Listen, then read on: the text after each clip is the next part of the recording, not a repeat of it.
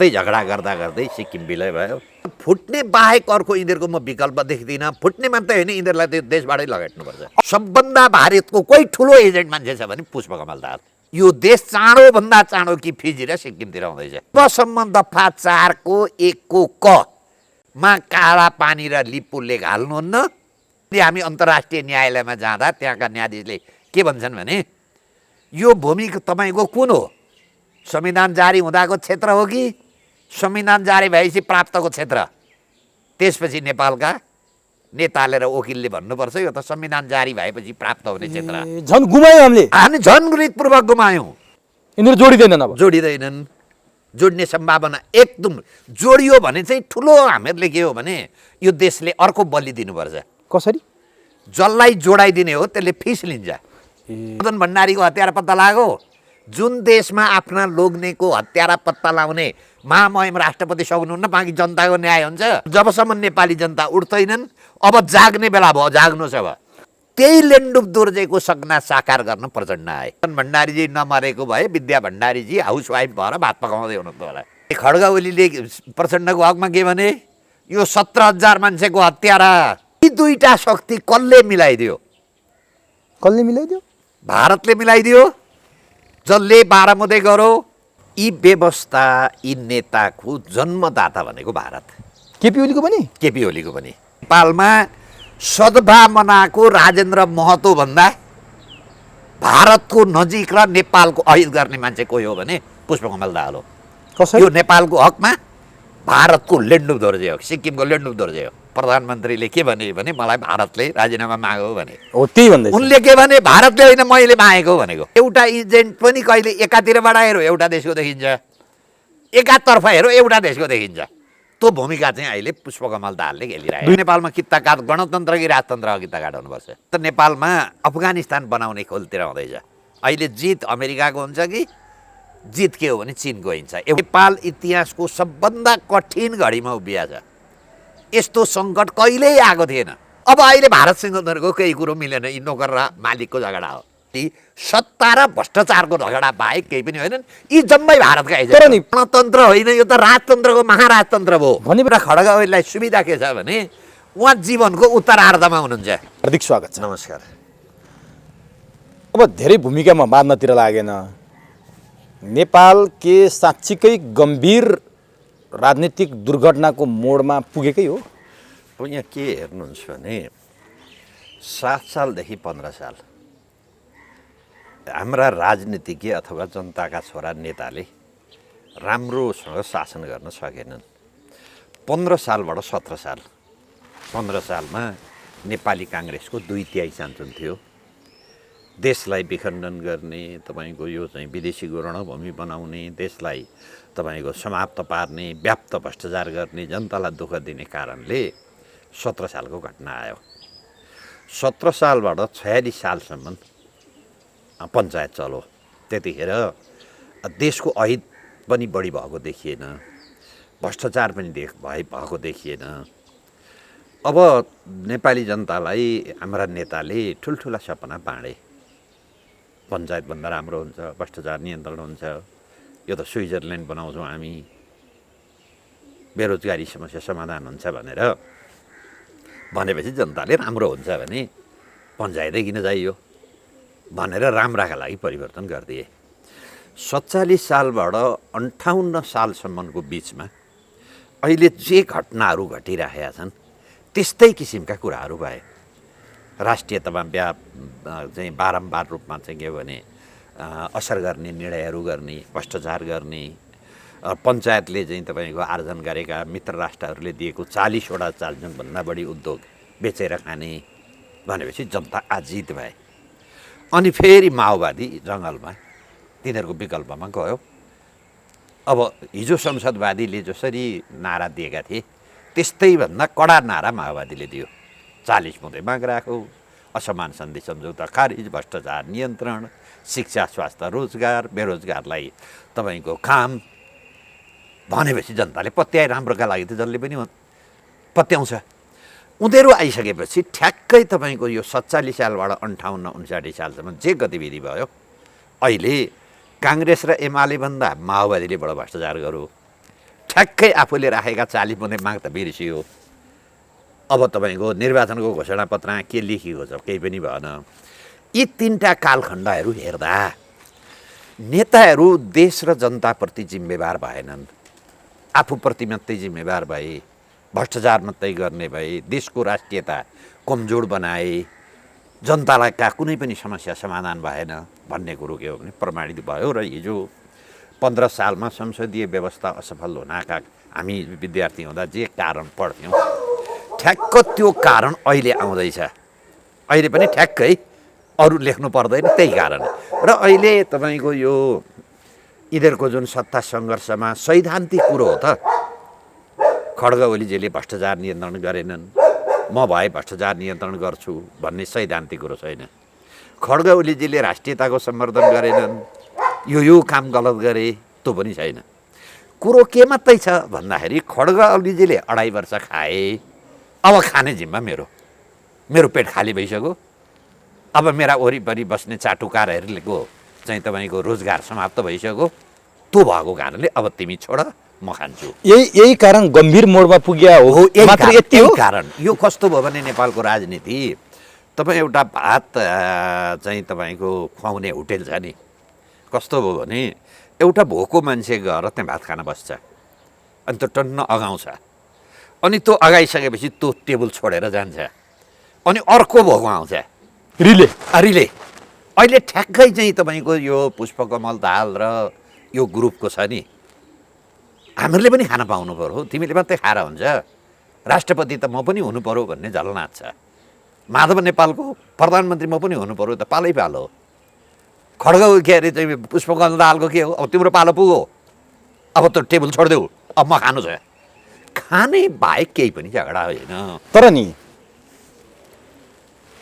विमति हुन, पार्टी दल फुट्न अथवा विभेद हुनले त, मतभेद हुनले त सैद्धान्तिक मतभेद पो हुनुपर्ने कम्युनिस्टहरूमा त, कम्युनिस्ट पार्टी त सिद्धान्तमा चल्ने भनेर भनिन्छ, व्याकरण त त्यो हो नि त।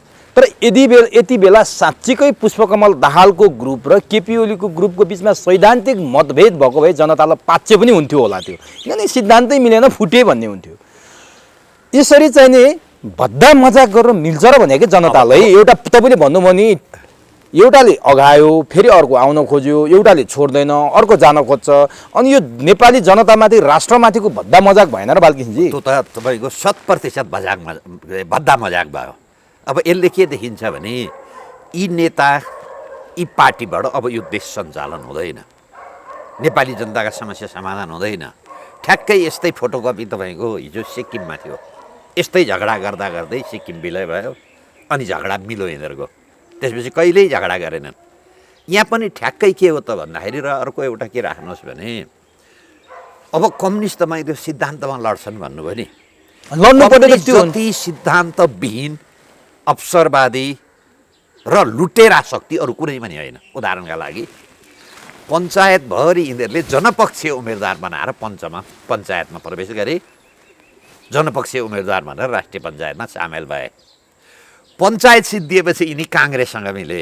हेर्नुहोस् है, पञ्चायत हुन्जेली अलिकति यिनीहरूको सामित्य नेपालका कम्युनिस्टको पञ्चायतसँग थियो, राजासँग थियो। र सबभन्दा बढी तपाईँको 46 सालभन्दा अगाडि हामी विद्यार्थी हुँदा नेभी सङ्घले अखिललाई गाली गर्ने, अखिलले नेभी सङ्घलाई गाली गर्ने, कोसी बेचुवा, राजाको घाँटी र तपाईँको चाहिँ बिपीको घाँटी मिलेको भन्थे। यी चाहिँ के हो भने पेकिङमा पानी पर्दा यहाँ छाता ओढ्ने, बुढाबुढी भएपछि मारिदिन्छ, 60 वर्ष पुग्यो 60 वर्ष मारिदिन्छ भन्ने यिनीहरूको द्वन्द्व कुटाकुट हामीहरूले त भोगेका छौँ। अब 46 सालमै ठ्याक्कै मिले। यो कसले गरिदियो त? कसले गरिदियो? सर्वसाधारण जनताले बुझ्नु पर्यो। यो भारतले गरिदियो। भारतले राजासँग उसको कुरो मिलेन, नमिल्ने कारण पनि टनकपुर ब्यारेज, भारतले नसोधिकन नहर बनायो, नहर बनाएपछि पञ्चायतले बाँध बनाउन स्वीकृति दिएन। अनि उसले के भन्नु भने अब व्यवस्थै फ्याँकेर म स्वीकृति लिन्छु। व्यवस्था फ्याँक्ने बित्तिकै गिरिजाप्रसाद कोइरालाले पहिलो स्वीकृति टनकपुर गरे, जसको मैले मुद्दा हालेँ, त्यसको कथा अलगै छ। अब जब राजाले त यहाँ प्रत्यक्ष शासन गरे, कम्युनिस्ट के भन्न गए, प्रतिगमन आदि सोचियो, अब हामी त सत्तामा बस्ने भने राजा सत्तामा बसे। अनि कहिले कम्युनिस्ट कहाँ गएको छ, कहिले माओवादी कहाँ गएको छ। यिनीहरूकै कारणले यो देश यो अवस्थामा पुग्यो। कम्युनिस्टकै कारण हो। कम्युनिस्टकै कारण हो। यो जति खराब तत्त्व त छ नि, त्यसैले अहिले संसारमा कम्युनिस्ट भनेको चान्चुन उन्मूलन भइसक्यो। तर नि बालकृष्णजी, तपाईँले यो जति खराब तत्त्व भन्नुभयो, संसारमा कम्युनिस्ट उन्मूलन भन्नुभयो, तर नेपालमा त एकदम उर्वर भूमि रहेछ कि जहाँ चाहिँ भर्र आएर तपाईँको 2/3 निकट पुग्यो त। यो कस्तो पुग्यो भने जनताले एकचोटि विश्वास गरे, बोलाइअनुसार गराइअनुसार। अब तर यो विश्वास अब बाँकी रह्यो त एकछिनलाई भन्नुहोस् न। 2/3 सरकार भएका बेलामा यो अहिलेको सरकार खड्गप्रसाद ओलीलाई माइती घर मण्डलामा समर्थन गर्न जम्मा 20 जना मान्छेभन्दा बढी छैनन्। कहिले नेपाली काङ्ग्रेसले पब्लिक सडकमा चाहिँ तपाईँको जुलुस निकालेर आएको छ, कम्युनिस्टको जुलुस छ, जनताको समर्थन काहीँ पनि छैन। त्यसैले के हो भने जसरी संसारमा तपाईँको कम्युनिस्ट उन्मूलन भयो, हाम्रै छिमेकीमा भन्नुहोस् न, भारतमा कम्युनिस्टको राम्रो शासन थियो। कलकत्तामा पश्चिम बङ्गालमा ज्योति बसुले 30 वर्षसम्म शासन गरे। अहिले कलकत्तामा गर्नु जानुहुन्छ भने कम्युनिस्टको बिउ पनि भेट्नुहुन्न। भारतमा बिउ पनि उन्मूलन भयो। अब ठ्याक्कै त्यो अवस्था अब नेपालमा आउँदैछ। यो देश राख्ने हो र कम्युनिस्ट भनेको चाहिँ कस्तो जात रहेछ भने यो सस्तोको एजेन्ट, यो सस्तोमा भाडामा काम गरिदिँदो रहेछ। कसरी यो सस्तोमा काम गर्थ्यो भन्दाखेरि चाहिँ तपाईँको यो देशलाई बारम्बार राष्ट्रियताको चाहिँ तपाईँको अप्ठ्यारो पर्ने, यो देशलाई समाप्त पार्ने सिक्किमीकरणको काममा हरेक सरकारले नआएर त भाँडो। अहिले एकछिनलाई भन्नुहोस्, अहिले खड्ग ओलीजी र जुन प्रचण्डको झगडा यो राष्ट्रियताको झगडामा छ। तिमीले चाहिँ भ्रष्टाचारमा कारबाही गर्यौ न, घोषणापत्रमा नलेखेको व्हाइट बोर्डमा कारबाही गर्यौ न, एनसेलमा कारबाही गर्यौ न, छैन नि। के मात्रै झगडा हो भने खानकीको झगडा। तर नि कतिपयले के भन्छन् भने नि बालकृष्णजी, केपी ओली चट्टानी अडान भएका मान्छे हुन्। केपी ओली त्यस्ता व्यक्ति हुन् जसले भारतसँग सिधा आँखा जुदाएर कुरा गर्न सक्छन्, भारतलाई चुनौती दिन सक्छन्, चाहे त्यो संसदबाट होस् चाहे अरू ठाउँबाट किन नहोस्। त्यो मदन भण्डारीको स्मृति दिवसको दिनको भाषण पनि तपाईँले सुन्नु भएको छ। भारतलाई चुनौती दिन सक्ने एकमात्र नेता केपी ओली, उनीहरूको तर्क। र केपी ओलीले जब लिपुलेक, लिम्पियाधुरा र कालापानीलाई नेपालको भूमिमा समेटेर नक्सा चाहिँ संसदबाट पास गरे, त्यसैको प्रतिफल जस्तो टनकपुर ब्यारेजमा राजाले सहमति नजनाउँदा, पञ्चायतले नजनाउँदा पञ्चायत व्यवस्था ढल्यो, त्यसै गरी केपी ओलीले भारतलाई च्यालेन्ज दिँदा, चुनौती दिँदा, नक्सा सार्वजनिक गर्दा, पास गर्दा आज केपी ओलीको कुर्सीमाथि भारतले प्रहार गर्यो भनिरहेछ नि त उनीहरू त। भनेपछि त केपी ओली राष्ट्रवादी रहेछन्, भारत विरोधी रहेछन् भने त जनताले बुझे नि। यो कस्तो हुन्छ भने यी व्यवस्था, यी नेताको जन्मदाता भनेको भारत। केपी ओलीको पनि तपाईँको 12 मुद्दे दिल्ली सम्झौता यी जम्मैले गरे नि। अब अर्को जानुहोस्, योभन्दा अगाडिका भारतका राष्ट्रपति प्रणब मुखर्जी राष्ट्रपति हुँदा, त्यहाँ राष्ट्रपति हुने बित्तिकै ती पश्चिम बङ्गालका मान्छे थिए, यिनीहरूसित सम्पर्क रहेछ। यहाँबाट तपाईँको हातमा टोपी लिएर विद्या भण्डारी र खड्ग ओलीजी दिल्ली गए। उनी खालि संसद सदस्य मात्रै थिए। प्रणब मुखर्जीलाई बिचमा राखेर देब्रे विद्या भण्डारी, दाहिने चाहिँ तपाईँको खड्ग ओली व्यस्तको फोटो छापियो। यी मान्छे के हुन् भन्ने कुरो त यिनको निर्वाचन खर्च र तिनका ट्युबवेल कसले गाडिदिन्थ्यो, सुँगुरका पाठा कसले किनिदिन्थ्यो, त्यो जानकारी मलाई पनि छ। प्रमाणसहित छ त्यो पनि जानकारी मलाई पनि छ। अब कसले गरिदिन्थ्यो? कसले गरिदिन्थ्यो? तपाईँ मैले भने 12 बुँदेवालाले गरिदिन्थ्यो। भारतले गरिदिन्थ्यो। अब अहिले चाहिँ कस्तो भयो भने तपाईँको काम गर्ने नोकरले पनि कहिलेकाहीँ विद्रोह गर्छ। किन विद्रोह गर्छ भने बिहान तपाईँले चाडा काम लाउनु भयो, त्यो तपाईँको काम गर्ने मान्छेले के भन्छ भने 3टा मात्रै गर्छु, एउटा चाहिँ भात खाएपछि गर्छु। यो विद्रोह मात्रै हो, नोकरको विद्रोह। केपी ओलीको त्यति मात्रै? त्यति नोकरको विद्रोह। अरू जम्मै चाहिँ काम गरिदिए यिनले, एउटा काममा चाहिँ भात खाएपछि गर्छु भने।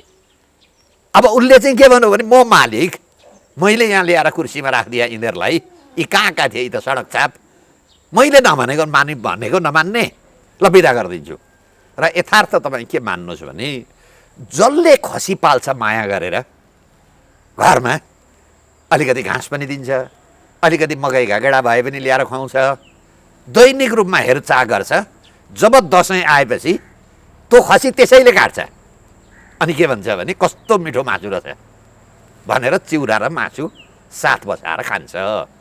अब अहिले नेपालका कम्युनिस्ट राजनीतिज्ञको त्यो अवस्था आएको हो कि यिनीहरूलाई हिजो भन्नुहोस् न परस्पर विपरीतका सिद्धान्तवाला काङ्ग्रेस र एमाले कसले मिलाइदियो? माओवादी र एमाले होइन होइन पहिले काङ्ग्रेसतिर जाँदै पहिले माओवादीको त जन्मै भएको थिएन। काङ्ग्रेस र एमाले कसले मिलायो? भारतले मिलाइदियो। 37 साल र 43 सालमा नेपालका कम्युनिस्ट राँचीमा मिलिट्री ब्यारेकमा सम्मेलन गरेका छन्। त जानकारी मलाई छ मिलिट्री ब्यारेकमा भन्दैछु म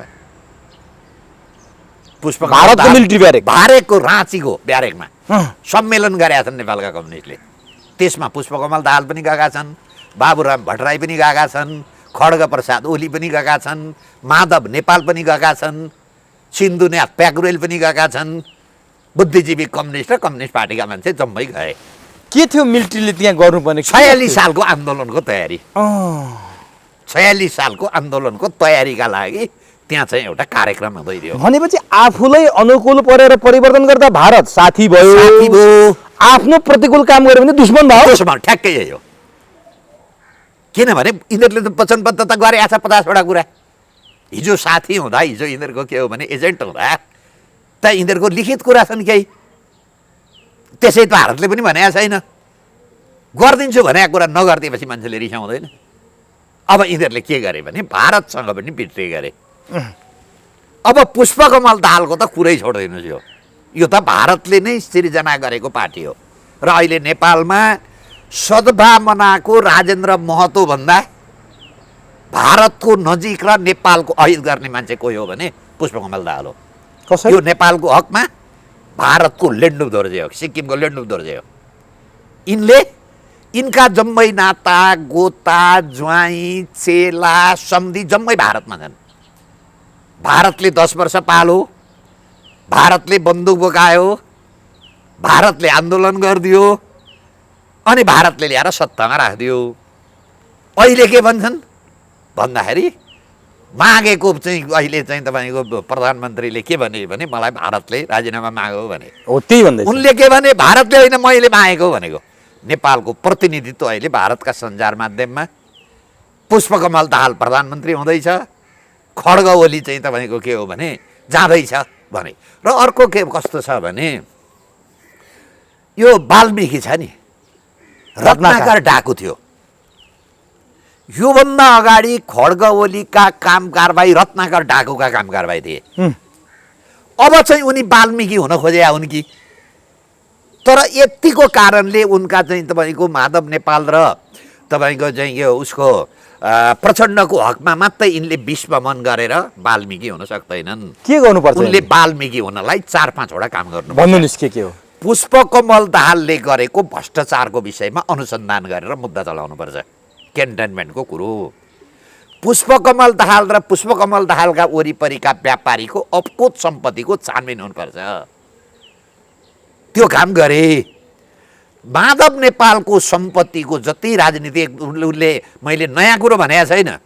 उनले यो घोषणापत्रमा निर्वाचनमा जाँदा लेखिएको कुरा अहिलेसम्म सार्वजनिक जवाबदेहीका पदमा बसेका मान्छेको निष्पक्ष आयोग बनाएर सम्पत्ति छानबिन गर्छु भनेको छ। त्यो छानबिन पञ्चायतकालदेखि गर्नु हो भने उहाँ रत्नाकरबाट वाल्मिकी हुनुभएको छ। तर आफू पनि त होला नि फेरि आफ्नो पनि कुनै यति होल्डिङ्स भन्छन्, ओम्नी भन्छन्, अन्य आफ्नो पनि त संलग्नता छ नि। यही कारणले सक्दैनन्। एकछिनलाई भन्नुहोस् न तपाईँ मलेसिया जानुहोस्। मलेसियामा योभन्दा अगाडिका प्रधानमन्त्रीलाई अहिलेका प्रधानमन्त्रीले थुने। अहिलेका प्रधानमन्त्री के थियो भने उनी स्वच्छ थिए, उनी कुनै काण्डमा फसेका थिएनन्। भोलि यो त प्रधानमन्त्री त परिवर्तन हुँदै जान्छ। म पनि कुनै भ्रष्टाचारमा सामेल छु, भोलि चाहिँ म सत्तामा हटेँ भने उसले मलाई कारवाही गर्छ भनेपछि म अर्कालाई कारवाही गर्न सक्दिनँ। अहिलेका जस्तो भन्नु नि यतिचोटि प्रधानमन्त्री यो देशमा 62-63 सालपछि 13-14 वटा प्रधानमन्त्री भए। व्याप्त भ्रष्टाचारको कुरो छ। एकले अर्कालाई कारवाही गरो गर्दैनन्।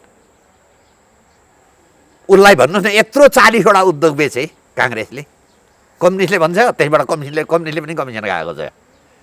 यत्रो तपाईँको वाइट बडीको काण्ड आयो काङ्ग्रेसले उठाउँछ किन काङ्ग्रेसले पनि त्यसमा संलग्न छ। यहाँ भ्रष्टाचार के गरियो भने जम्मैको राष्ट्रिय सहमतिबाट संस्थागत भ्रष्टाचार गरियो। त्यो कारणले मलाई खड्ग ओलीजीले रत्नाकरबाट वाल्मीकि बन्न सक्लान् जस्तो लाग्दैन। उनको सत्ता स्वार्थको कुरो हो यो। उनको भन्दा पनि उनका गुटका मान्छेको कुरा। उनी पनि त्यो गुटमा सामेल भइसकेपछि त्यो गुटको निर्णय नमानेर त उनी बस्न सक्दैनन्।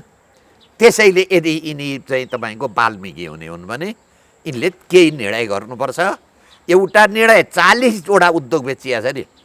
मलाई एकजना यो गैँडाकोटको मान्छेले भन्दै हुनुहुन्थ्यो 60 बिघा जग्गा गैँडाकोटको त्यहाँको एक हातको 18 देखि 20 लाख छ अरे। 4 करोड चान्चुनमा बिकेको छ। विराटनगरको गोल्छालाई बेचेको छ। त्यहाँको भिरगुडी कागजको भन्ने त भिरगुडी कागज कारखानाको। अहिले तपाईँको हरिसिद्धि इन्टा टाइल कारखानामा जानुहोस्, आनाको 20 लाखको जग्गा छ। आनाको त्यो जग्गा 17 करोडमा बेचेको छ। करोड है करोड। अब त तिम्रो पनि जग्गा बेचा आयो भने 17 करोडभन्दा कम बढी पैसा आउँछ। त्यसैले व्याप्त भ्रष्टाचारको विषयमा उहाँले कारबाही गर्नुभयो। माधव नेपालको कहाँ संलग्नता छ, प्रचण्डको कहाँ संलग्नता छ, शेरबहादुर देउपाको कहाँ संलग्नता छ। तर समस्या के छ भने उहाँ आफै भ्रष्टाचारमा सामेल हुनुहुन्छ। मैले त्यही कुरा उठाइरहेको। त्यसैले के हो भने भ्रष्टाचारमा एकछिनलाई अहिले खड्ग ओली, तर एउटा खड्ग ओलीलाई सुविधा के छ भने उहाँ जीवनको उत्तरार्धमा हुनुहुन्छ। रत्नाकर डाकुबाट वाल्मीकि बने, वाल्मीकिले जति काम गरे केपी ओलीले त्यति पनि गर्नु पर्दैन, तर यति गर्नुपर्छ भनेर तपाईँले भन्नुभयो। केपी ओली वाल्मीकि बन्छन्, तर केपी ओली रत्नाकर डाकु हुँदै गर्दा, तपाईँले भन्दै गर्दा तिनी आफू पनि त स्वच्छ हुनु पर्यो भन्ने प्रश्न उठिरहेको थियो। अब के हुन्छ त्यस? अब मेरो चाहिँ भनाइ के भने यिनीहरूको देशको झगडा होइन, व्यक्तिगत स्वार्थको झगडा, आफ्नो गुटको झगडा, आफ्नो कुर्सीको झगडा। यो दुईटै पक्ष। यी कस्ता छन् भने यी घिउ बेचुवा र तरबार बेचुवा हुन्।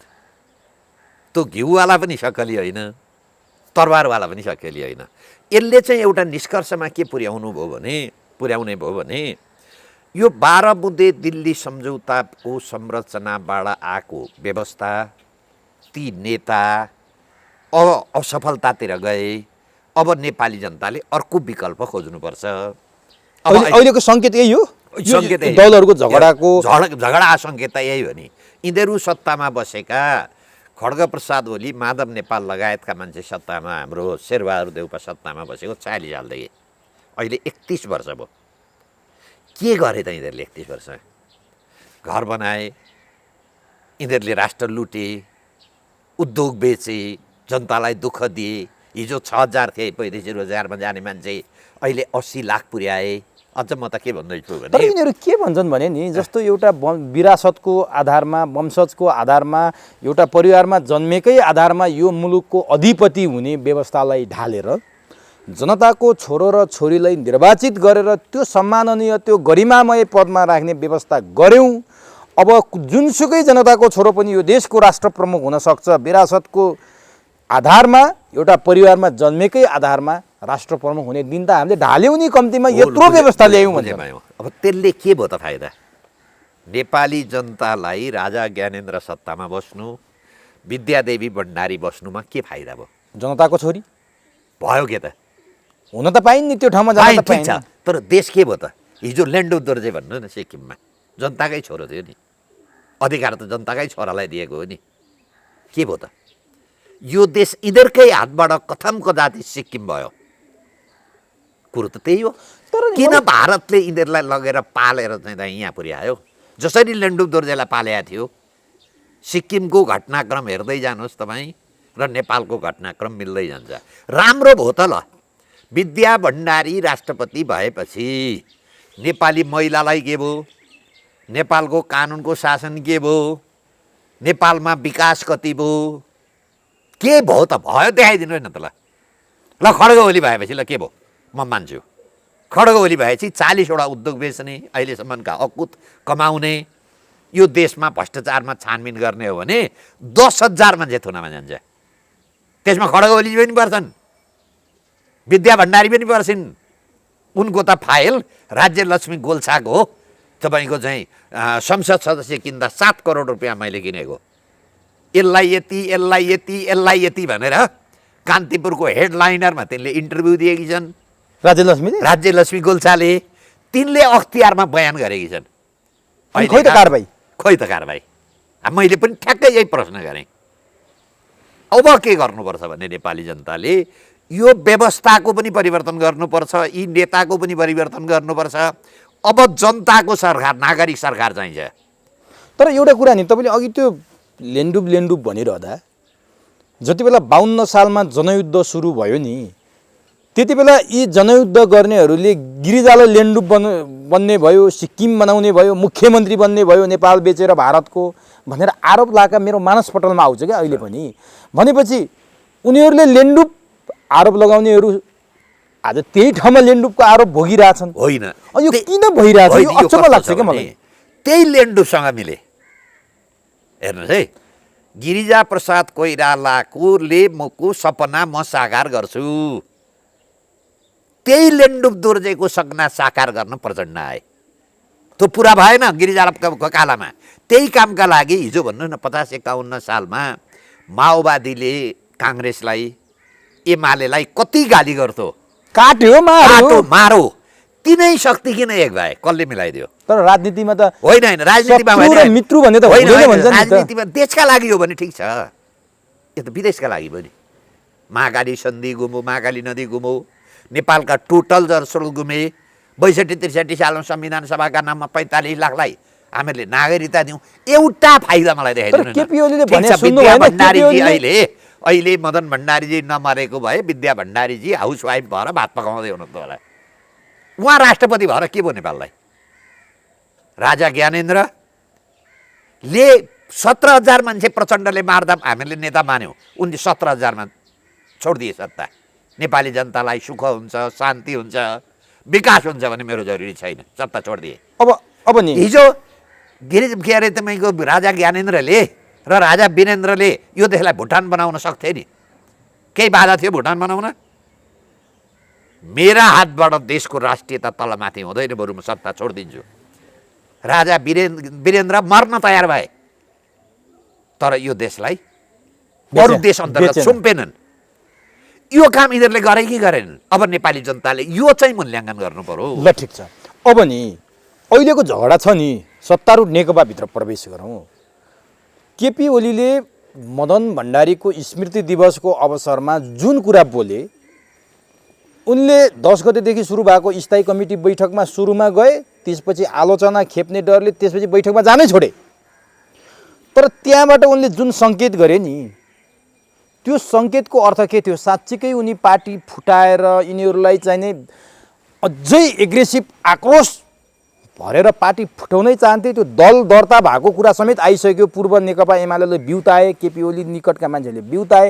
यिनी जुनसुकै हालतमा पनि प्रचण्ड माधव नेपालसँग छुट्टिन तयार छन्। अब मिल्ने एक पार्टी हुने तयारै छैनन् भन्नेको बिजारोपण भएको हो।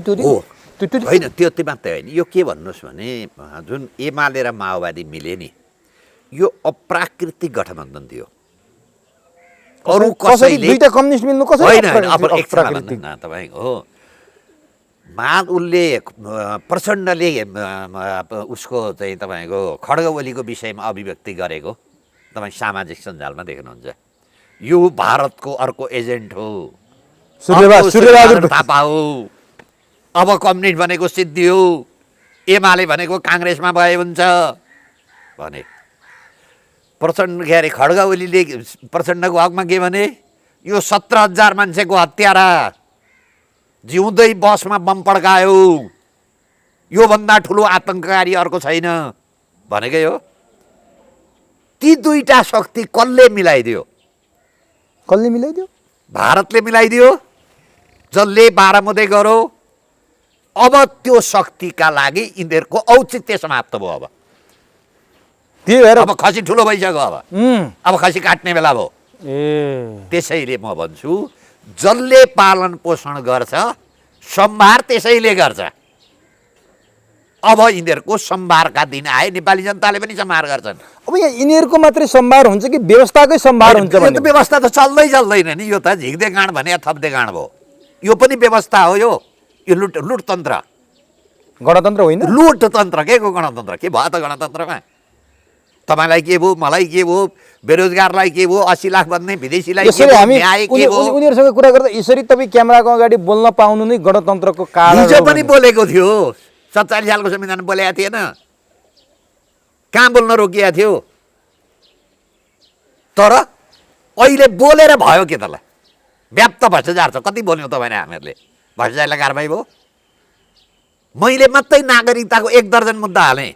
तर त्यो भ्रष्टाचारको उनीहरू के भन्छन् भने भ्रष्टाचार हो या होइन भन्नेमा निकाय छ। कसैले व्यक्तिले बोल्दैमा त्यो आँखाले नदेखिने कुरालाई किन बोलिरहेछन्, हुँदै नभएको कुरालाई भन्छ। छानबिन गरिदेऊ न तलाई। त्यो त प्रोसेस प्रक्रियामा छ। अब लामो उदाहरण भन्दिनँ म। ललिता निवासको प्रधानमन्त्री क्वार्टरको जग्गा बाबुराम र चाहिँ तपाईँको माधव नेपाललाई किन मुद्दा लागेन? उनले सिधा छ, मोही नलागेको सरकारको जग्गालाई मोही कायम गरेर, सरकारको जग्गालाई गुठीबाट ल्याएर गुठी कायम गरेर, गुठीमा मोही हालेर, अनि आफ्ना महासचिवका छोराका नाममा तपाईँको जग्गा दिएर, आफ्ना तपाईँको व्यापारी पार्टनर तपाईँको चाहिँ यो भाटबटेनी मार्केटवालाका मान्छेको नाममा जग्गा ल्याएर कसले गर्यो त? अनुसन्धान भयो त? विशेष अदालतमा मुद्दा पनि त दर्ता भएको छ। तर माधव नेपाललाई र बाबुरामलाई त भएन नि। त्यो त अब मन्त्री परिषदको नीति अब गणतन्त्र आछ त। हिजो राजा कानुनभन्दा माथि भए, राजाले भ्रष्टाचार गरे, स्विजरल्यान्डमा पैसा लगे, अब यिनलाई पनि जम्मै कानुन अन्तर्गत ल्याउनुपर्छ भने हिजो 1जना कानुन माथि थिए, अहिले कति कानुन माथि भएछन्? 1000। कुनै मन्त्रीमण्डललाई मुद्दा लाग्दैन। एकछिनलाई भोलि मन्त्रीमण्डलले, मन्त्री परिषदले देशको जम्मै बजेट चाहिँ हाम्रा पार्टीका नाममा काङ्ग्रेसलाई यति पर्सेन्ट, कम्युनिस्टलाई यति पर्सेन्ट, सद्भावनालाई यति पर्सेन्ट भनेर बाँडिदिए। मन्त्री परिषदको निर्णय भयो, मुद्दा लागेन। एकछिनलाई मानौ मन्त्री परिषदले के निर्णय गरौँ, अब यो देश सिक्किम भने जनमत पनि नगर्ने, मुद्दा नलाग्ने। त्यसैका लागि यो यो यो मन्त्री परिषदको निर्णयमा मुद्दा नलाग्ने काम गरिँदैछ। त्यसैले म के भन्छु भने गणतन्त्र होइन, यो त राजतन्त्रको महाराजतन्त्र भयो। भनेपछि एउटा उत्तर कोरियाको जस्तो शासन आयो। भनेपछि तपाईँले एउटा पनि केही शुभ काम देख्नुभयो त देखाइदिनु न, मलाई गराइदिनु न। यिनी खानालाई मात्रै आउनु भन्ने तपाईँको तर्क हो नि त? छानबिन गरौँ न त। होइन भने मैले अभियोग त लाएँ, मैले भने होइन उहाँको घोषणापत्र जनताले पटक पटक अनुमोदन त गरिरहेछन्। फेरि अनुमोदन झुकिए जनता, पैसा मासुवादमा गए। 30-31 वर्षसम्म, अब 45 वर्षसम्म अहिले ठिक छ त। अहिले अस्ति खड्गवलीको पक्षमा माइती घर मण्डलमा कति मान्छे आए? 46 सालमा भएको परिवर्तन तपाईँकै भाषा भन्ने भने 31 वर्षसम्म त जनताले अनुमोदन गरेको गरी छ त। झुकिए नि त, यी ढटुवारे छन् नि त। होइन 1 वर्ष झुकिलान्, 2 वर्ष, 5 अब वर्ष चुनाव गराएर हेर्नुहोस् न त। अहिले ल एकछिनलाई जनमत गरौँ। अहिले यो तपाईँ एकछिनलाई धर्मनिरपेक्ष कि हिन्दू धर्म सापेक्ष, गणतन्त्र कि राज संस्था, सङ्घीयता कि एकात्मक राज्य, विकेन्द्रीकरण सहित एकात्मक राज्यमा निर्वाचन के अरे जनमत सङ्ग्रह गरौँ त। परिणाम के आउँदो रहेछ? हिम्मत छ? अर्को पनि गरौँ त, यसमा दबाउँ। पञ्चायतकालदेखि अहिलेसम्मका राजनीतिको सम्पत्ति छानबिन गर्ने कि नगर्ने, जनमत सङ्ग्रहमा लगाइदेऊ न। छैन त जनमतको व्यवस्था त। यत्रो ठुलो त्यत्रा मान्छे महान कम्युनिस्ट आएर अहिले जनमत कसरी ल्याइन्छ? 40 वटा उद्योग बेचिन्छ, तमाम भ्रष्टाचार गरिन्छ, वाइट बडी खाइन्छ, एनसेल खाइन्छ, के खाइन्छ। अनि त्यो पैसा लगाएर मासु र चिउरा जनतालाई देखाएको छ नि चुनावमा। तपाईँको सूर्यको टी सर्ट लाएर खसी काटेर खसीको चाहिँ मासु बाँडेको देखिन्छ। यो त जम्मै मासु चिउरामा आएका जनताको पनि गल्ती भएन र? होइन, गल्ती त जनतालाई गरिब बनाइदिनु भयो नि त। एक छाक खानाका लागि त्यही दिन पेट भर्छन्, उसलाई जोसुकै आश के मतलब छ? देशका लागि गर्ने त होइनन्। माधव नेपाल आए पनि देशका लागि होइन, खड्गवली आए पनि देशका लागि होइन, प्रचण्ड आए पनि देशका लागि होइन, के शेरबहादुर आए पनि देशका लागि होइन। कमसेकम एक दिन त टन्न भात खानु त पाइयो। यिनीहरू कम्युनिस्ट कस्तो हुन्छ भने गरिबी बनाइराख्छ, अनि के भन्छ भने तँलाई म धनी बनाइदिन्छु भनेर भोट लिइराख्छ। एकछिनलाई नेपालमा अहिले गरिब आन्दोलन भयो, कसले हाल्छ कम्युनिस्टलाई भोट? त्यसैले कम्युनिस्टको सिद्धान्त के हो भने उही उत्तर कोरियासँगै छ नि, तानाशाही, पैसा कमाऊ गो त। अब नि केपी ओलीले जुन अभिव्यक्ति दिए नि, भारतले मेरो कुर्सी ढाल्न खोज्यो, नेपालकै नेताहरू आफ्नै पार्टीका नेताहरूलाई भारतीय दलाल करार गरे केपी ओलीले। काठमाडौँको भारतीय राजदूतावास र काठमाडौँका केही होटलमा मेरो कुर्सी ढाल्ने, मेरो कुर्सी खोज्ने षड्यन्त्रको तानामुना बुनिँदैछ भनेर केपी ओलीले बोल्दाखेरि एउटा प्रधानमन्त्री तहको मान्छेले त्यसरी बोल्न मिल्थ्यो र बालकृष्णजी? त्यो त एउटा कस्तो छ भने नि, काग भनेर पहिले आफैको नाम लिन्छ। यिनै पहिले भारतका एजेन्ट हुन् नि। बाह्रमुखे दिल्ली सम्झौता गरे होइन, अघि मैले भने नि। प्रणब मुखर्जी जाँदा त देवरेन्द्र नाइने बसेर उ गरे होइन। यिनीहरूको भारत भक्ति आफ्नो नाम आफै काढे, काग भनेर काग काढे। अब अहिले भारतसँग उनीहरूको केही कुरो मिलेन, यी नोकर र मालिकको झगडा हो। खानामा मिलेन होला, काममा मिलेन होला, उसले बढी काम लायो होला। एउटा त्यो यदि ठिक छ त्यसो हो भने त उनले राजदूतलाई सर्लक्कै बोलाएर, एउटा कर्मचारी त हो राजदूत त, त्यसलाई बोलाएर स्पष्टीकरण लिन सक्दैन थिए प्रधानमन्त्रीले? त्यो पनि त मालिकको अगाडि कसरी सक्ने? त्यो त गाह्रो छ, जागिर छोड्ने। मैले भने नि फेरि तपाईँको यो पोखरेल निर्वाचन आयो, भोजराज पोखरेलको उनले लेखेको आत्मवृत्तान्त नामको कुनै किताब छ, 142 पेजमा। मैले बारम्बार भनेको छु। त्यसले के लेखेका छन् भने भारतीय राजदूतहरू मसित यी फेरि संविधान सभाको दुईटा निर्वाचन गराउने यो गणतन्त्रको पक्का मान्छे, गणतन्त्रवादी परिवर्तन भएपछि भएका निर्वाचन आयोग त। भारतको राजदूतले के भन्नु अरे भने नेपालका नेता जो पनि मसित आएर प्रधानमन्त्री बनाइदिए, मलाई मन्त्री बनाइदिए भनेर गिडगिड्याउँछन्। कसलाई बनाइदिउँ म? एउटा पद छ। तिनले उत्तु भारत राजदूतलाई यो नेपालको सार्वभौम अधिकार हो, तैँले बनाउने होइन, तँको आइस भनौ भनेनन्। त्यो प्रमुख निर्वाचन आयोग त पनि त्यही भारतीय राजदूतले बनाएको। यी भारतको राजदूतको अगाडि चाहिँ गर्न सक्छन्, यी फुइ गर्ने मात्रै हो। यी बुखाजा हुन् नि, घर साँढे वन बिरालो, वनका भारी यो राजदूतको अगाडि खडा हातले बसेर हेरुन् त यिनीहरू, मोदीका अगाडि बोल्नु त। हिजो गरे कागज निकालिदिन्छ।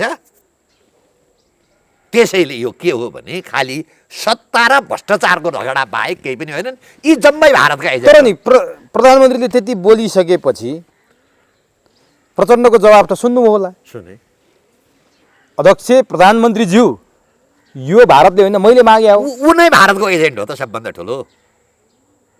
सबभन्दा अहिले नेपालको अघि पनि मैले भने सबभन्दा भारतको कोही ठुलो एजेन्ट मान्छे छ भने पुष्पकमल दाहाल। यहाँ जब 62-63 सालमा यिनी सार्वजनिक भएपछि यिनी 1 महिना भारतीय राजदूतावासमा बसेका छन्। त्यसपछि मात्रै यिनी अर्किड होटेलमा तपाईँको के भने कालीबाटीमा गएर बसे सरे। यिनी 10-12 वर्ष माओवादी द्वन्द्वका बेलामा द्वन्द्व जति चाहिँ भारतीय तपाईँको चाहिँ ब्ल्याक क्याटले गरिदियो, यिनी ज्वाइँ भनेर बसे। उसले चाहिँ तपाईँको चाहिँ बक्सीले के भन्यो, जम्मै हामीहरूले बनाएर पठाइदिए हुन्, यी कम्युनिस्ट भने त मेरा एजेन्ट हुन्, खण्डन गरे। यिनीहरूका भारतीयले लेखेको किताब र हाम्रै प्रयोगशाला नामको किताब हेर्नुहोस् न सुधीर शर्माको, यी कसका एजेन्ट हुन् दुनियाँ थाहा भइहाल्छ नि। त्यसैले यो देश के हो भने यिनीहरूका हातमा यो देश राख्ने हो भने यो देश चाँडोभन्दा चाँडो कि फिजी र सिक्किमतिर आउँदैछ। तर केपी ओलीले त्यो अर्को कुरा पनि गरे, यदि मेरो ठाउँमा अर्कोलाई ल्याउने हो भने 2 दिनमै बर्खास्त हुन्छ। भारतसँग सिधा नजरले बोल्ने, भारतलाई चाहिँ नि भारतलाई काउन्टर दिने भने पात्र म मात्रै हो, त्यसकारण म कुनै पनि हालतमा राजीनामा दिन्न भने। होइन, राजीनामा दिने नदिने उहाँको कुरो हो। तर भारतसँग बोल्न सक्ने म हो भने नि त। बोल्ने होइन, चाकडी गर्ने। कसले बढी गर्ने भन्ने हो चाकडी? चाकडीको झगडा, मालिकलाई रिजाउने झगडा न हो यो। अहिले अलिकति भारतसँगबाट निस्केर अहिले अमेरिकातिर लागेका छन्। ए भनेपछि यो लिपु लेक, लिम्पियाधुरा, कालापानीको नक्सा सार्वजनिक गरेपछि केपी ओली माथि प्रहार भएको हो कि होइन? यो त कालापानी, लिपु लेक र यो तपाईँको नक्सा सार्वजनिक गरेर त यिनले राष्ट्रघात गरे। तपाईँले प्रश्न गर्नु होला कसरी? यो हाम्रो भूमि हो, त्यसमा विवाद छैन। तर संविधान सभाले हाम्रो भूमि हाम्रो होइन भनेर रितपूर्वक पास गरो। नेपालमा राष्ट्रघात कसैले गरेको छ? हाम्रो होइन भनेर पास गर्यो? किन? त्यसमा छ त्यो जुन चाहिँ निशान छापमा टुप्पी पलाएको त नक्सा छैन? अब त राखे नि त। होइन, राखे। अब कानुनी रूपमा जाउँ। संविधानको धारा 4 मा 2टा व्यवस्था छ। यो संविधान जारी हुँदाखेरिको क्षेत्र, दोस्रो संविधान जारी भएपछि प्राप्त हुने क्षेत्र। जबसम्म दफा 4 को 1 को क मा काला पानी र लिपु लेक हाल्नुहुन्न, यो क्षेत्र चाहिँ ख अन्तर्गत क्षेत्र भयो। भोलि हामी अन्तर्राष्ट्रिय न्यायालयमा जाँदा त्यहाँका न्यायाधीशले के भन्छन् भने यो भूमि तपाईँको कुन हो, संविधान जारी हुँदाको क्षेत्र हो कि संविधान जारी भएपछि प्राप्तको क्षेत्र? त्यसपछि नेपालका नेताले र वकिलले भन्नुपर्छ यो त संविधान जारी भएपछि प्राप्त हुने क्षेत्र। झन् गुमायौँ हामी झन् हृदयपूर्वक गुमायौँ। भीमसेन थापा अङ्ग्रेजसँग अनावश्यक युद्ध लडे, जसको परिणाम 2/3 भूमि गुम्यो। यी भीमसेन थापाको काम गर्दैछन्। भान ठुलो क्रान्तिकारी गरे भने तर देशको आहित गर्ने। तर जनता त एकदमै ठुलो जनतालाई यो कानुनको कुरो बुझेकै छैनन्। उनको इमान्दारिता हो भने संविधानको धारा 4 को 1 को क मा संविधान जारी हुँदाको क्षेत्रमा काला पानी र लिपु लेक पनि हाम्रो क्षेत्र हो भन्नु पर्दो। अनि यिनीभित्र कानुन व्यवसायी छैनन् यिनका दलमा? यी लठेतहरूले कानुन व्यवसायी छन्, जम्मै लठेतवाला मात्रै छन्। यिनीहरूसित बुद्धि छ, यिनीहरूसित विदेशीको चाकडीको मात्रै छ। यी मान्छे मारेर आएकासित बुद्धि हुन्छ। पुष्पकमल दाहाल 17,000 मान्छे मार्ने, त्यसपछि चाहिँ तपाईँको काङ्ग्रेसका मान्छे हाइज्याक गर्ने हाइज्याकर, त्यसपछि एमालेका अहिले प्रधानमन्त्री लगायतका मान्छे झापा काण्डको मुद्दै मैले हेरेको छु, त्यसको कथा अलगै छ। यी त जेलमा हुनुपर्ने मान्छे हुन्, ज्यान मारलाई बुद्धि आउँछ। यिनीहरूलाई त एजेन्टले अरूले जे भन्यो त्यही काम गरिहाल्छन् नि। भनेपछि यिनका कानुन व्यवसायलाई थाहा छैन? जम्मै लठे जागिर खाने र पैसा खाने मात्रै छन्। यिनीहरूलाई पद बाहेक केही चिन्ता छैन। देश बेचे पनि पद चाहिँ चाहिन्छ। देश बेच्ने काम गर्छन् यिनीहरूका हातका। यिनीहरूको चाहिँ आस्थाको कारणले ठुल्ठुला पदमा पुगेका मान्छे म पनि धेरै चिन्छु। यिनीहरूको हातबाट देश गुमेको छ। यी पदका लागि जसरी लेन्डुप दोर्जे पदका लागि देश गुमाउन तयार भयो नि, नेपालका कम्युनिस्ट जति पदका लागि देश गुमाउन तयार हुन्छन्। यिनै हुन् लेन्डुप दोर्जे भन्दैछु त।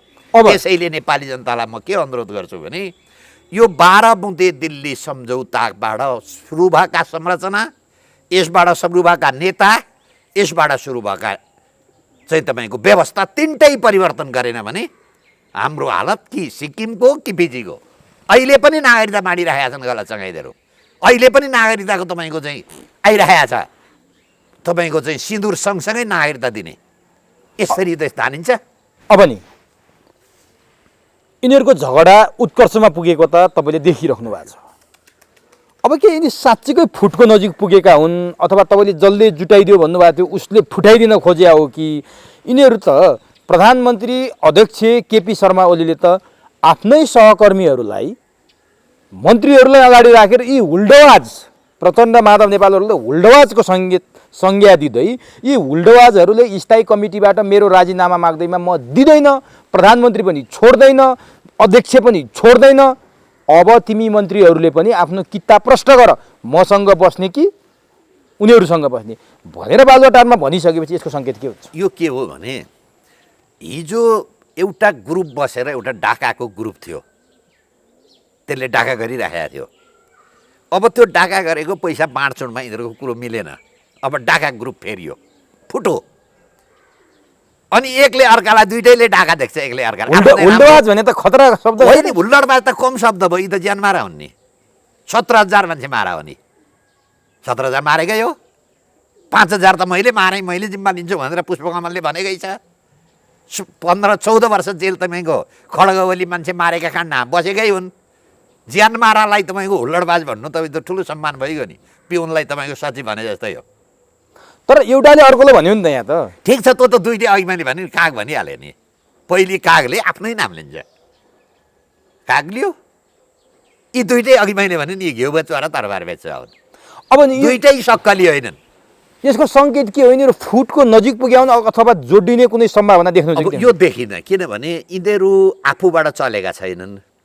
यिनीहरू जोडिँदैनन्। अब जोडिँदैनन्। जोड्ने सम्भावना एकदम जोडियो भने चाहिँ ठुलो हामीहरूले के हो भने यो देशले अर्को बलि दिनुपर्छ। कसरी? जसलाई जोडाइदिने हो त्यसले फिस लिन्छ। बिना फिस जोड्नेवाला छैन, बिना फिस जोडिनेवाला छैन। त्यसले फेरि अघिले भन्नु न 7 सालमा प्रजातन्त्र आए बापत हामीहरूले कोशी बलि चढायौँ। 15 सालमा नेपाली काङ्ग्रेस जितेर चुनाव जितेर 17 सालमा गरे बापत 16 सालमा हामीहरूले गण्डक बुझायौँ। 46 सालमा बहुदल आए बापत हामीहरूले टनकपुर बुझायौँ। 51 सालमा कम्युनिस्ट सरकार आइदिए बापत महाकाली बुझायौँ, जुन खड्गवली अहिले बुझाउने मान्छे हुँदै हुनुहुन्छ। अहिले 62-63 सालको चाहिँ तपाईँको लोकतन्त्र आए बापत हामीहरूले 45 लाख नागरिक बुझायौँ भारतीयलाई। अब अहिले यो सङ्कट पार गर्नु पनि मालिकलाई लगेर केही बुझाए, दुइटैले बुझाउनु पर्छ, एउटाले बुझाएर मात्रै हुँदैन। तर यिनीहरू अब त्यो बुझाउँछन् कि फुट्छन् त? अब त मैले के हो भने अब फुट्ने बाहेक अर्को यिनीहरूको म विकल्प देख्दिनँ। फुट्ने मात्रै होइन, यिनीहरूलाई त्यो देशबाटै लगाइट्नुपर्छ। अब नि यो यो यो कि यिनीहरूको ठाउँ अब विदेश हो कि यिनीहरूको ठाउँ जेल हो भ्रष्टाचारमा। नभए जतिखेरसम्म तपाईँ यिनीहरू राख्नुहुन्छ, यी चाहिँ तपाईँको 2टा कोरोनाबाट अहिले 3टा रोग आए नेपाललाई। एउटा राजनीतिक कोरोना, यी पनि भारतबाटै आएका कोरोना हुन्। अहिले नेपालमा जुन कोरोना आइरहेको छ ती कोरोना पनि जम्मै भारतबाट आएकै कोरोना हुन्। अहिले अर्को सलह आयो त्यो पनि भारतबाटै आएका। यी 3टा चिजबाट नेपाल मुक्त भएन भने, बचेन भने नेपाल समाप्त हुन्छन्। यी जम्मै यो कोरोनाबाट त थोरै मान्छे मर्छन्, यो राजनीतिक कोरोनाबाट त देशै मर्छ। अब नि त्यसैले यो राजनीतिक कोरोनाबाट यो देशलाई बचाउनुपर्छ।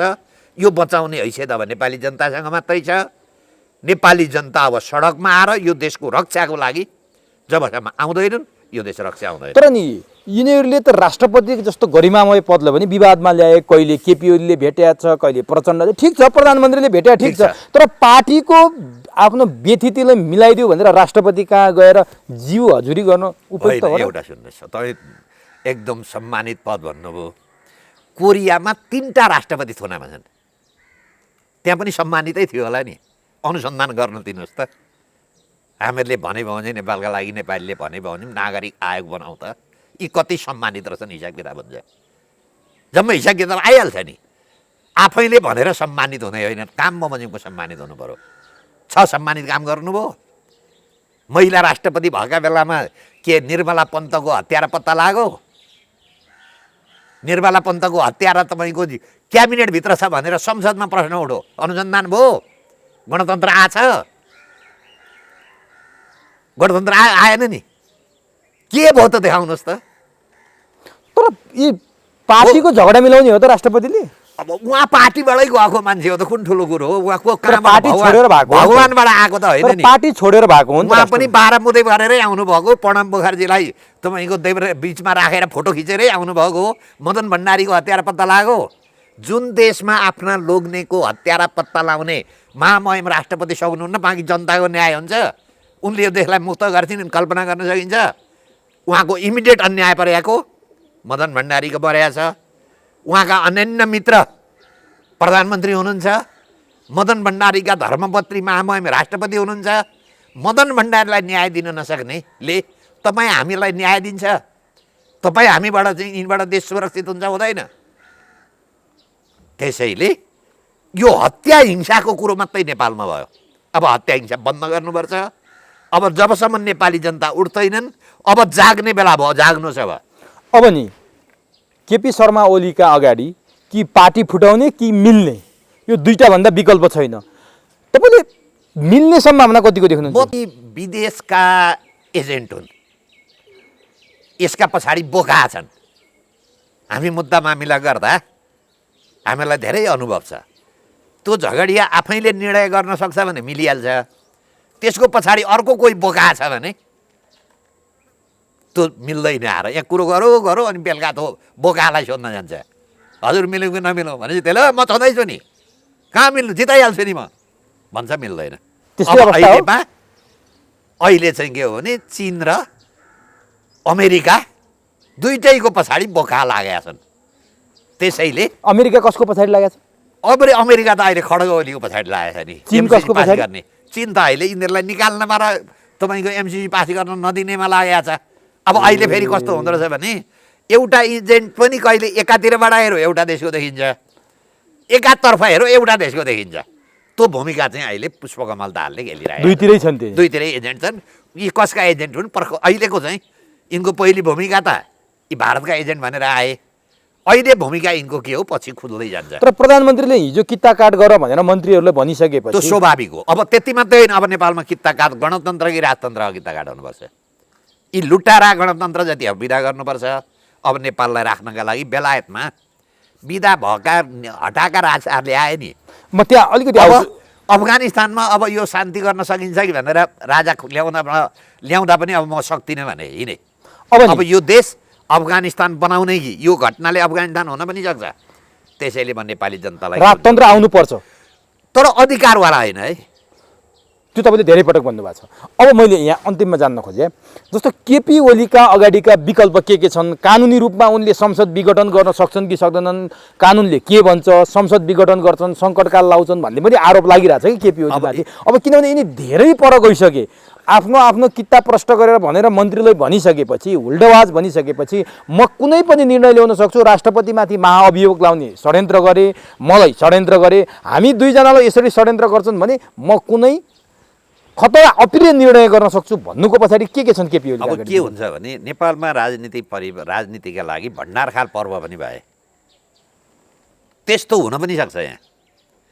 र अहिले खड्ग ओलीका पछाडि एउटा त अब तपाईँको उनले संसद डिजल पनि गर्न सक्छन्, त्यो कानुनले दिन्छ। अब एउटा पार्टी फुटाउन सक्छन्। कानुन भोलि हुँदै जान्छ नि। कानुन भने त जसरी जता लगाइदियो त्यतै हुन्छ कानुन भने। एउटा संसद डिजल, अर्को पार्टी फुटाउने र अलग दल बोलाउने, र धेरै सम्भावना चाहिँ यिनले पार्टी फुटाएर काङ्ग्रेससँग मिलेर सरकार बनाउँछन्। त्यो सम्भावना निकटको चाहिँ सम्भावना त्यो देख्छु। शेरबहादुर देउवासँग भेट गरे भन्ने भेट गरेको पनि त्यही हो। उनी एमसिसीसँग यिनीहरूको कुरो मिल्छ। एमसिसी पास गर्नलाई अमेरिकाले नै बनाइदिँदैछ यो। त्यही अघि मैले भने बोका छन् है पछाडि भने नि मैले। अनि अब अमेरिका र चिनको कसको जित हुने भन्ने कुरा हो। अब त्यसैले यो अब त नेपालमा अफगानिस्तान बनाउने खोलतिर आउँदैछ। अहिले जित अमेरिकाको हुन्छ कि जित के हो भने चिनको हुन्छ। एउटातर्फ जाँदैछ। त्यसैले नेपाल इतिहासको सबभन्दा कठिन घडीमा उभिएको छ। यस्तो सङ्कट कहिल्यै आएको थिएन। प्रकृतिले पनि सङ्कट बनाएको छ। यो 2/3 यी तपाईँको भारत विदेशी बाह्रमुदेका एजेन्टले पनि सङ्कट ल्याए। यो अपेक्षा नेपाली जनताले गरेका थिएन। त्यसैले मैले त बारम्बार भने यो सिस्टम अब असफलता भयो। यसको विकल्प अब नेपाली जनताले यीबाट खोज्नुपर्छ। तर यसको विकल्प अब राजा ज्ञानेन्द्रलाई ल्याउने षड्यन्त्र हुँदैछ। कतिपयले त केपी ओलीले पहिला नेपालमा गणतन्त्र आउनु र बैलगाडा चढेर अमेरिका जानु उस्तै हो भन्ने मान्छे केपी ओलीलाई गणतन्त्र प्रिय छैन। त्यसकारण केपी ओली मार्फत नै यहाँ राजतन्त्र पुनर्स्थापना हुन्छ भन्ने मान्छेहरू पनि छन् कि। अब यो तपाईँहरूले त यसले त झन् बल पुग्ला नि, तपाईँहरूले त फाइदा होला नि। होइन, यिनीहरूले स्थापना गरेको राज संस्थाले देशको हित गर्दैन। कसले गर्नु पर्यो त? जनताले गर्नु पर्यो। त्यो कसरी हुन्छ? किन हुँदैन? हिजो आन्दोलनबाट आयो, फेरि आन्दोलनबाट जनताले। तर अब केपी ओलीको पक्षमा सडकमा आन्दोलन देखिन्छ। अब छन्, हाम्रा पक्ष आइरहेको छ नि त जनताले। छैन, यी त लुटेर हुन्, बुझेको छैन। अनि केपी ओली राजीनामा दिन हुँदैन भनेर पनि त सडकमा आए। कतिजना? 20 जना। तपाईँको कति छन् त? छ नि, त्योभन्दा धेरै देशभरि जानुहोस् त कति थिए। मैले गरेँ तपाईँकै सामाजिक सञ्जालमा, तपाईँकै चाहिँ अनलाइन टिभीमा छ, देख्नु भएकै छ। त्यसो भए त्यसैले म के भन्छु भने अब अन्तिममा यो व्यवस्थाको विकल्प खोज्ने बेला आयो। अब ढिला गर्नु यो देश समाप्त हुन्छ। समाप्त भयो भने जे हालत सिक्किमको भयो, जे हालत फिजीको भयो, हाम्रो त्यो हुन्छ। त्यसैले स्वार्थभन्दा माथि उठेर बेलायतको अघि मैले भन्दै थिएँ, बिदा गरेका राजालाई किन फिर्ता ल्याए? बेलायती मूर्ख थिए।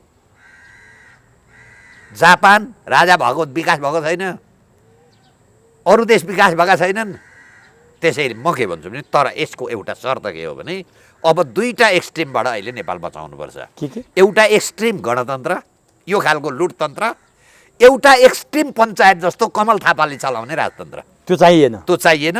अब यसको बिचको भाग एउटा पुरातनवादी शक्ति, पृथ्वीनारायण जो वंश सन्तान जो राजनीतिमा जाँदैन, त्यो राष्ट्राध्यक्ष जनताकोबाट संसदको निर्णय मान्ने प्रधानमन्त्री भयो भने त्यो प्रधानमन्त्री पनि प्रत्यक्ष निर्वाचित। त्यस्तो सरकारले पहिलो नागरिक आयोग बनाउनुपर्छ। त्यसले पञ्चायत कालदेखि अहिलेसम्म ल्याउँछ। त्यसका पछाडिका धेरै हिसाब छन्। अब यो नागरिकताको पनि छानबिन गर्नुपर्छ। ती धेरै कुरो पछि भन्नु। अब त्यो त पहिला राजदरबारकै छानबिन हुने भयो। जम्मै गर्नुपर्छ। हिमानीलाई के भन्नुहुन्छ? अब तपाईँ पृथ्वीनारायण भण्डारीकै गर्नुपर्छ नि। हैन, पृथ्वीनारायण शाहको वंशज त भन्नुभयो, तर हिमानी भारतकी छोरी होइन, त्यो बुहारी हुन सक्छ। तर त्यहाँबाट जन्मेको सन्तान त्यो फेरि त्यस्तो कुरो कहाँ पुगिन्छ? आफैमाथि प्रश्न आउने पनि। एकछिनलाई भन्नुहोस् न, तपाईँको पाकिस्तान मुशरफ भारतमा जन्मेको थियो नि, तर कस्तो राष्ट्रवादी अडान लियो? त्यो गर्नेको कुरो। यहाँ जन्मिएर ठुलो टोपी लाएर दौरा सुरुवाल लाएर राष्ट्रवादी हुन्छ भनेपछि अब तपाईँहरूले भने जस्तो व्यवस्था आउने अनुकूल बन्दैछ विकल्पै हो नि हरेक 10 वर्षमा नेपाली अनि नागरिक सरकार बन्छ अनि त्यसपछि देशको विकास हुन्छ हो अब हुन्छ भन्ने हाम्रो अपेक्षा छ त्यसको पनि माध्यम छ त्यसै भनेको छैनौँ हामीहरूले कसरी नागरिक आयोगबाट गर्दा 10 वर्षको बजेट आउँछ अर्को 30 लाखभन्दा म अगाडि जम्मै बेचिदिनुपर्छ अर्को नेपाललाई हिन्दू र बौद्ध धर्म सापेक्ष राष्ट्र गरेर संसारका हिन्दू र बुद्धिस्टलाई पर्यटक केन्द्र बनाउनुपर्छ 1% आयो भने 2 करोड जनसङ्ख्या त्यसपछि विकास हुन्छ त्यसपछि विकास हुन्छ तर यिनीहरूको भ्रष्टाचार गर्ने बाहेक कुनै योजनै छैन भनेपछि अब नेकपा फुटको सङ्घारमा छ फुट्छ त्यो निश्चित छ हस् चुरो कुरोमा आफ्नो महत्त्वपूर्ण समय दिनुभयो जनतालाई दर्शकलाई सुसूचित पारिदिनु भयो यसको लागि तपाईँलाई फेरि हार्दिक धन्यवाद तपाईँलाई पनि धन्यवाद